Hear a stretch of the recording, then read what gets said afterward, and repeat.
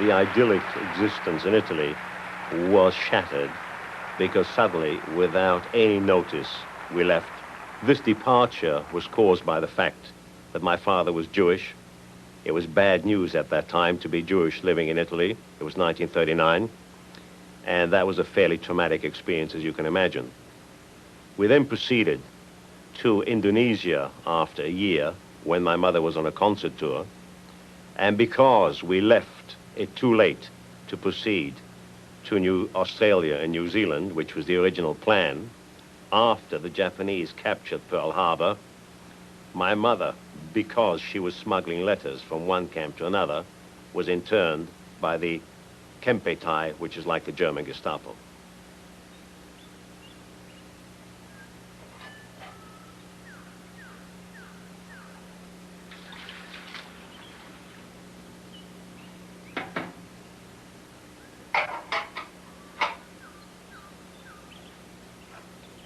The cell we were in was about 6 by 9 feet, and we were kept there day and night.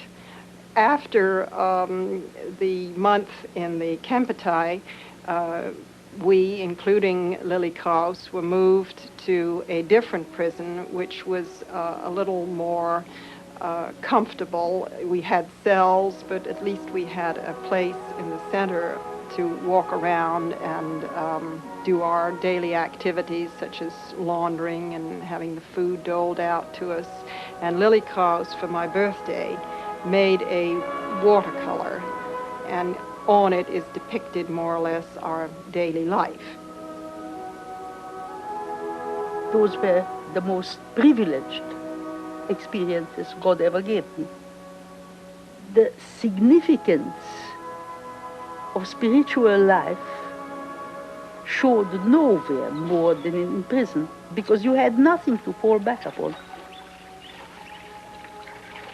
After my mother and father were interned, my sister and I had no option but to go into a camp ourselves with some Dutch friends, because we had no money and no means of self-support.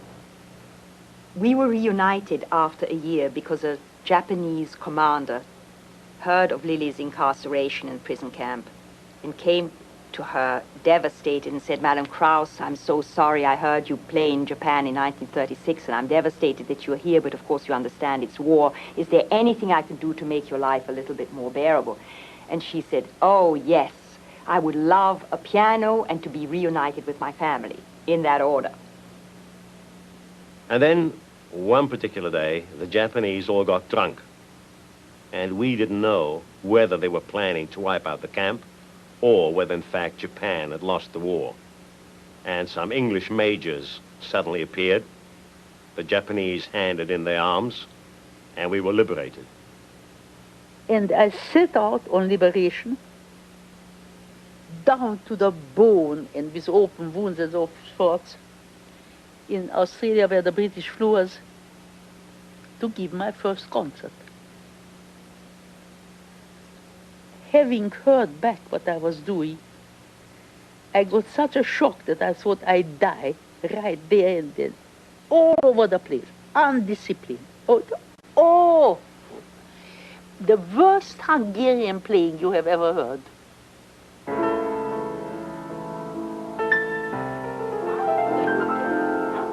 I am there, and now I do.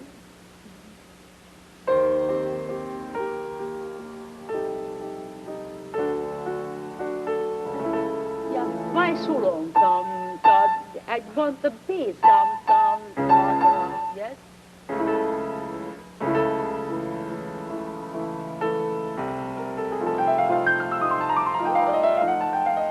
One, yes.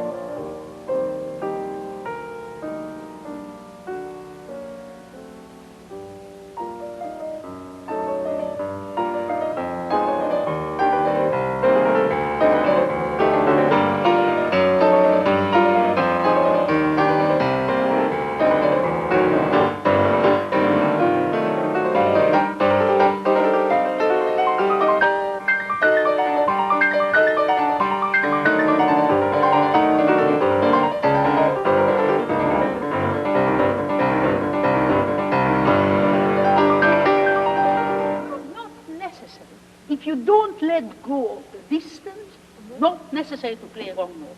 No, it doesn't matter. I don't care a hell. But it's not necessary. It's not good.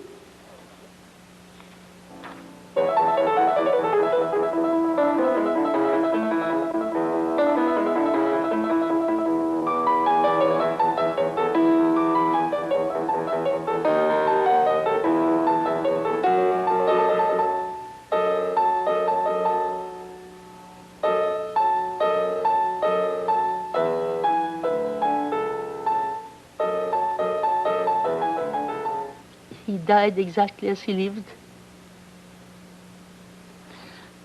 And one reads in novels, he was bowed down by grief. She was bowed down by grief. Really, I could not stand up. I could not stand up. I could not raise my body.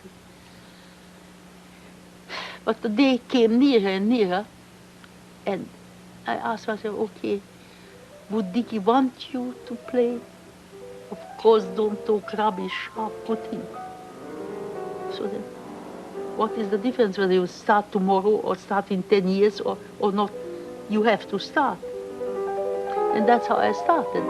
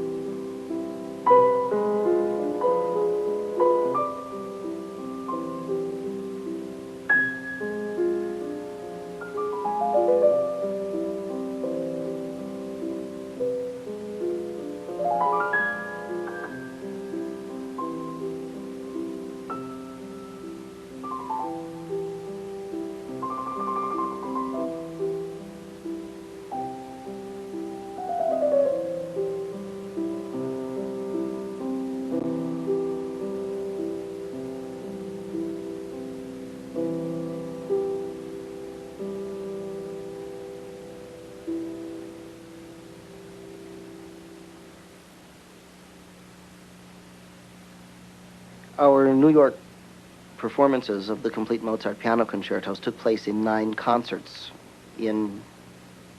beginning in the fall of 1966. The recording sessions were extremely difficult. I remember over and over and over again, she would complain to the members of the orchestra and say to them, you must play softer, you must play softer. And they would say, but we cannot play softer, Madame Kraus, after all. And there was great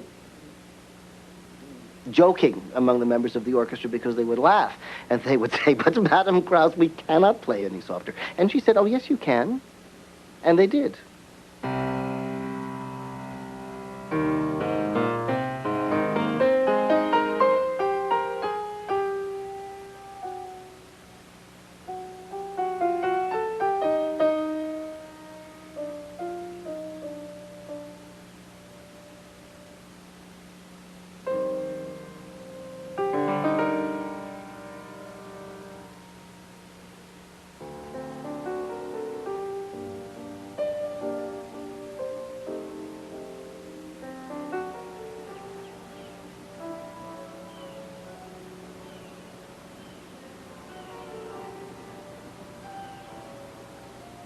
Her association with TCU started when she was invited as an adjudicator at the first Van Cliburn piano competition.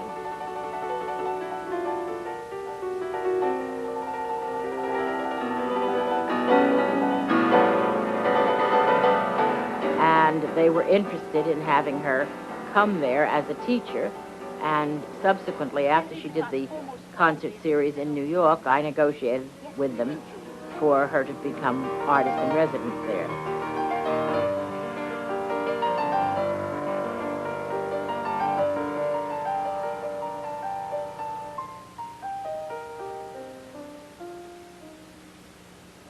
In a few words, really, one can say that I was privileged to know the heights of paradise and the fire of hell.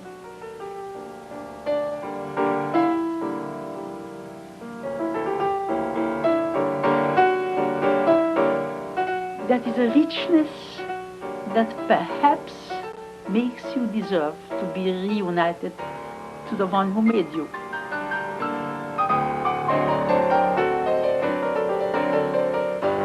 The concerts that are not good today and forever not good are when the personal fiction, I do this superbly, overshadows the certainty that it is done for you. It is done for you if you are given the means.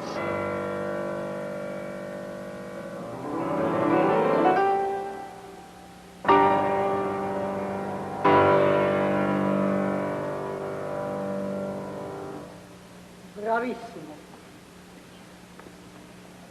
It's so good. It's really fantastic how good it is, but not good enough.